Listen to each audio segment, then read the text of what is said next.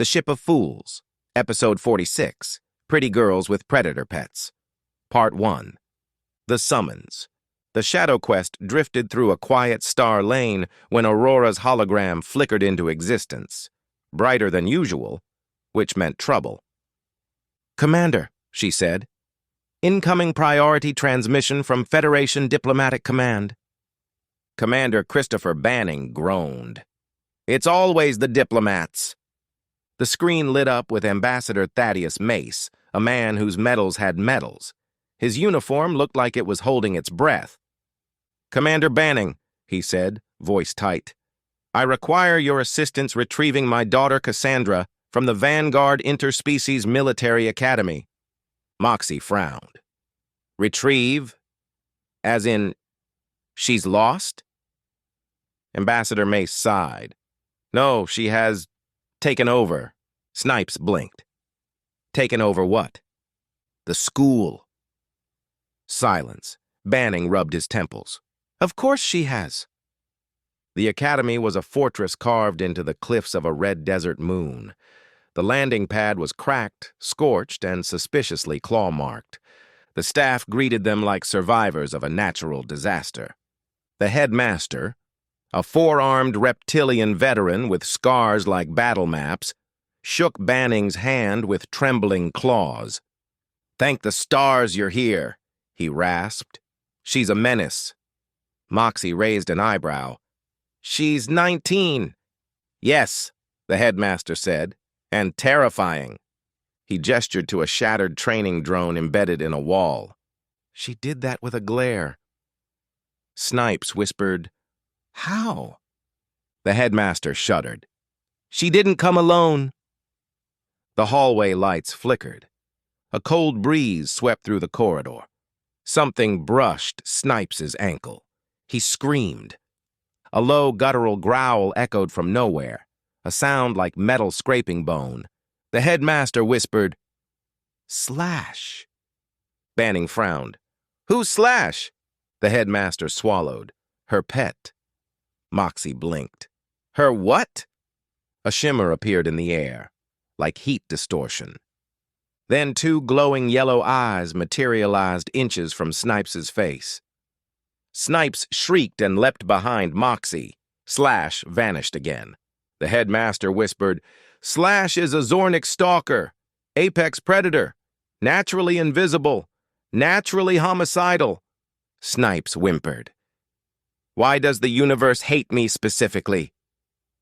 They found Cassandra Mace in the academy courtyard. She sat on a throne made of repurposed training equipment, helmets, shields, broken drones, arranged with unsettling precision. Around her, cadets of every species stood at attention, terrified. Cassandra was small, blonde, bright-eyed, and radiated the smug confidence of someone who had never lost a fight. She smiled sweetly. "Hi. You must be the rescue team." Banning stepped forward. "Cassandra Mace, your father sent us to—" "No," she said. Banning blinked. "No?" "No," she repeated. "I'm not leaving. I like it here. They listen to me." A trembling cadet nodded vigorously. "Yes, ma'am. We listen. Always." Cassandra beamed. "See? I'm their queen." Moxie muttered, "Oh, stars. She's serious." Snipes stepped forward nervously. Hi. I'm Snipes." Cassandra froze. Her eyes widened. Her cheeks flushed. "Oh," she whispered. "Oh, my." She stood up, walked straight to Snipes, and grabbed his hands. "You're adorable!" Snipes squeaked. Banning whispered to Moxie, "We're doomed." Cassandra turned to the crew. "I'll go with you, anywhere, as long as Snipes comes too." Snipes fainted. Slash growled. Cassandra made herself at home instantly. She followed Snipes everywhere. Snipes tried to hide in engineering. Cassandra followed. Snipes tried to hide in the vents. Cassandra followed. Snipes tried to hide in the laundry chute. Slash followed. The creature appeared behind Snipes in the dark, growling softly. Snipes screamed so loudly, Aurora activated emergency dampeners. Aurora flickered beside him. "Snipes, your heart rate is dangerously high." "There's a monster in the laundry chute," Slash hissed. Aurora dimmed. "Correction. 2 monsters." Snipes screamed again. Cassandra tried to help around the ship. It did not go well. In the galley, she tried to cook. She burned a hole through the counter. In engineering, she tried to fix a panel. She overloaded the power grid. In the med bay, she tried to organize supplies. She accidentally sedated herself. Snipes carried her to a bed. Slash followed, growling. Snipes whispered, "Please don't eat me." Slash blinked slowly. Aurora whispered, "He is considering it." Snipes screamed. Late that night, Snipes walked alone down a dim corridor. A vent cover rattled.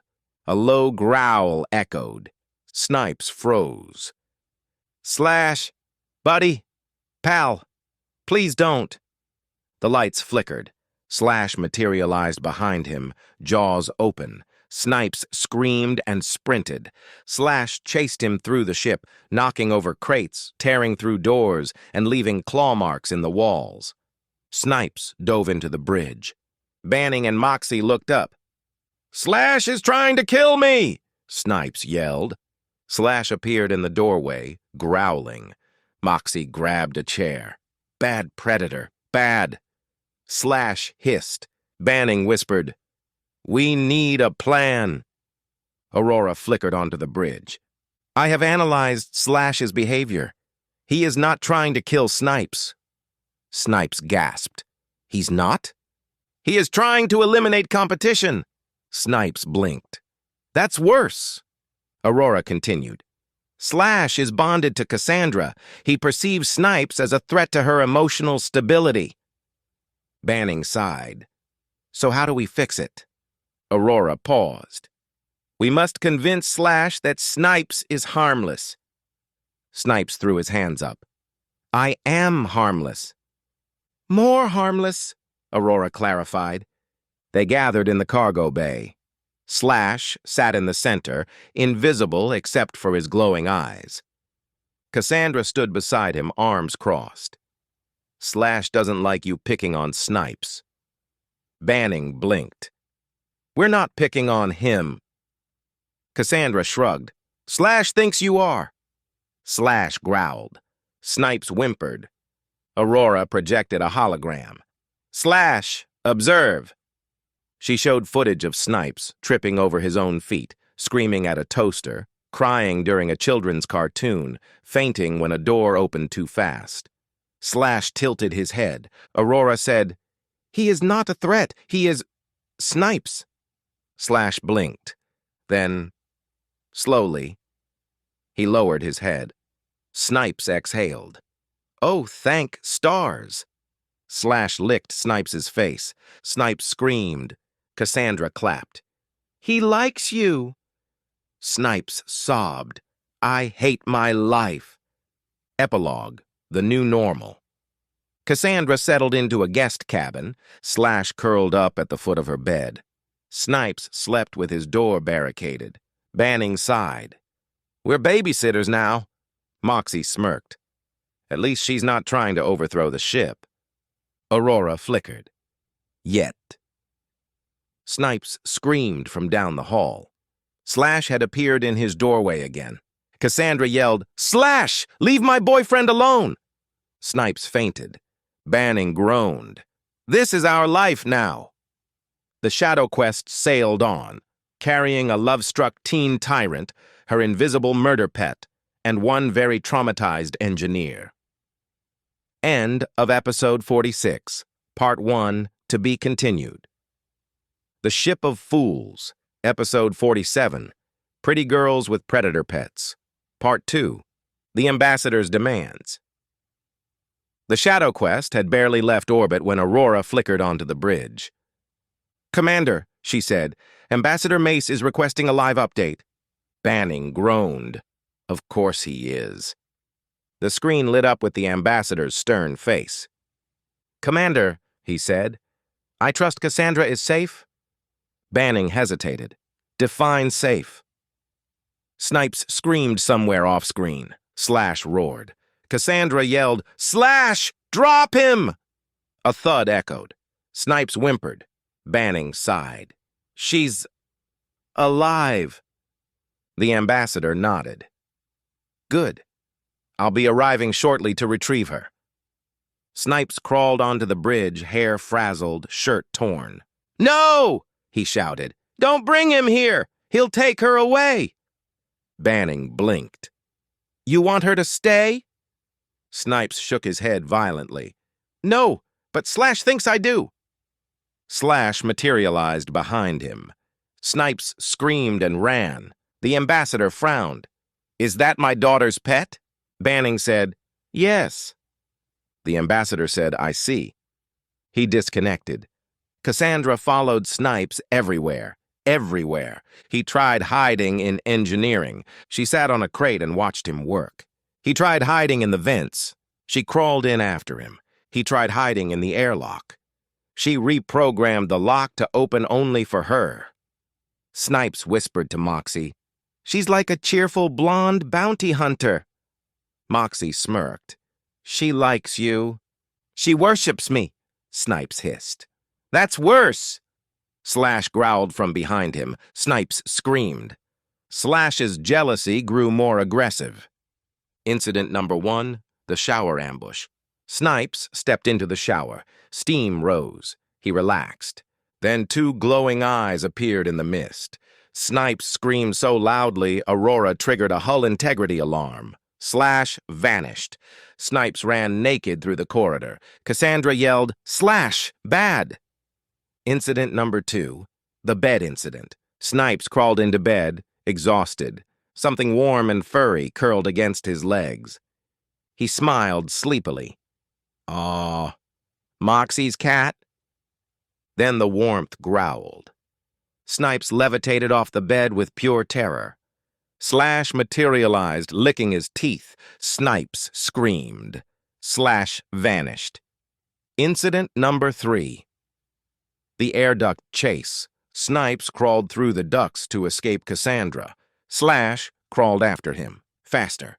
Snipes screamed and scrambled forward. Slash hissed. Snipes screamed louder. Moxie opened a vent panel and Snipes fell out onto the floor. Slash's claws scraped the metal behind him. Moxie slammed the panel shut. Snipes sobbed. "I can't live like this." Aurora summoned the crew to the briefing room. "Slash's behavior is escalating," she said. "He is forming a protective mate bond with Cassandra." Snipes gagged. "Mate?" Aurora nodded. "Zornick stalkers bond for life. Cassandra is his pack." Banning frowned. "So why is he attacking Snipes?" Aurora projected a hologram of a Zornick's stalker pack. In their species, the alpha female chooses a mate.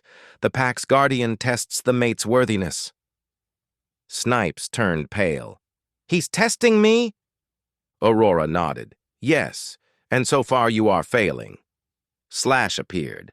Snipes screamed. The ambassador's shuttle docked with the Shado quest.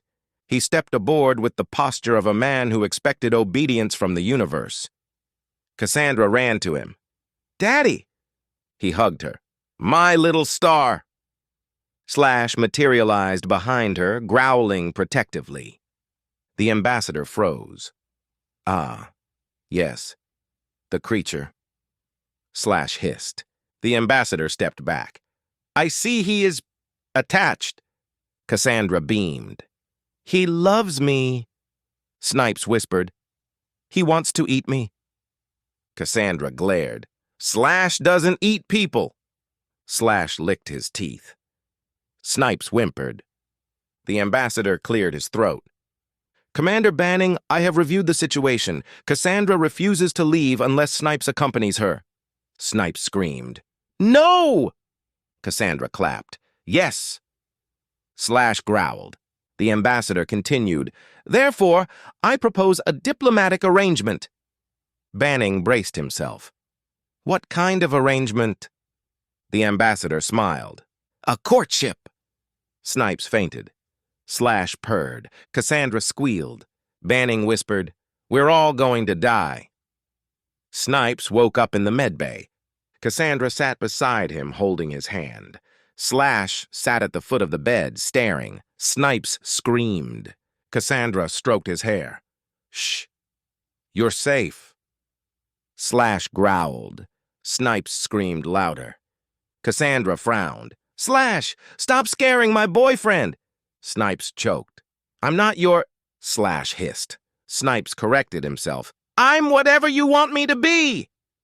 Banning, Moxie, and Aurora met secretly in engineering.